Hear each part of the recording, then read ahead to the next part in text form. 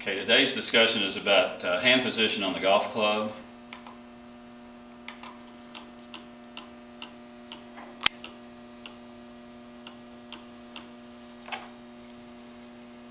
So we're trying to attach to the club in a manner that will allow our hands to stay essentially in the same place at impact. So these two pictures are address and impact, and trying to get the V's, and I'll explain about V's a little bit more in depth in a second, favoring the right shoulder of my body from a right-handed golfer, and trying to maintain that again at impact a second and a half later. That's the trick. So we're trying to allow hands to work and have them return to the ball so that they are aiming in essentially the same direction they began in, and then hopefully the club face will too. So this is a utilization of a software company and a hardware company to try to help teach golf at high speeds, so that we can make some recommendations to golfers to help them enjoy the game on a higher level. At normal speed there's not much to see, but at 2,000 frames a second of shutter speed, we can see lots more about what we're trying to encourage players to be able to accomplish.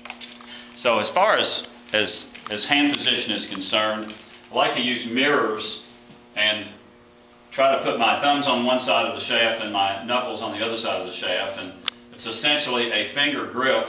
There are three variations of grip. One would be considered the Vartam overlap, one would be considered an interlock, and the other would be considered a 10-finger, not a baseball, but a 10-finger grip. So that hands are united, and we'll use for a right-handed player the left hand and left arm more of a radius control, and the right hand and right arm more of a piston that allows us to apply force to the back side of the shaft and make the golf ball go. So the leverage side would be the right side for a right-handed golfer, and the radius side would be the left side for a right-handed golfer. So to come into a mirror setting, to get knuckles on one side and thumbs on the other, I take the golf club and I move it into a vertical position so that I can get my lead hand, my radius hand, dead on top of the shaft. And as I lay that shaft down to level with the ground, the V that is formed between the fatty portion of my palm and my left thumb favors my right shoulder. Then I'll lay the shaft to level, and I'll place my right hand behind the shaft so that my fingers run vertically down that shaft from horizontal position of the shaft. And then I take the lifeline of my bottom hand, my leverage hand or my right hand, and I cover that left thumb and the thumbnail in the lifeline of that hand. And so when I set that club down, both V's on both hands favors my right shoulder. So I've got my hands in a position that will allow me to unite both hands so that they can work more as a unit.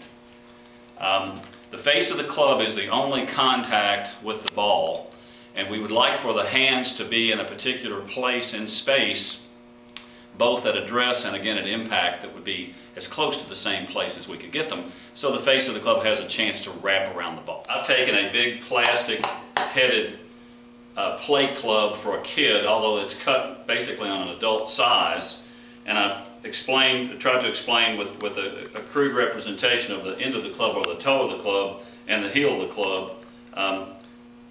Then I've tried to take a paddle sport racket and tape it to the leading side of the shaft, that part of the shaft that would be closest to the flag out there, and try to put it in the same plane or the same position as the face of the golf club.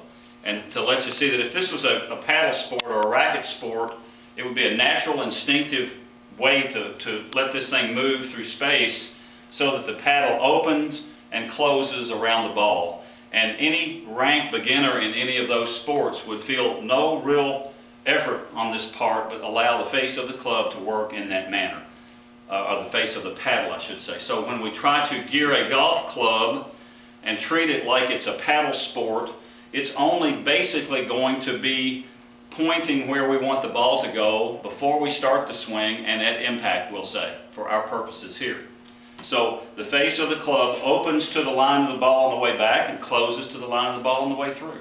And what we're trying to do is keep the body from trying to overperform so that we can delegate as much authority to the face of the club, which is the part that does the hitting. Hands contact on the grip, and the face of the club contacts on the ball. So the only contact that you have to a golf club, with a golf club, would be hand position at address. And so uniting those hands so that they can work as a unit, I think, is the lesson for the week.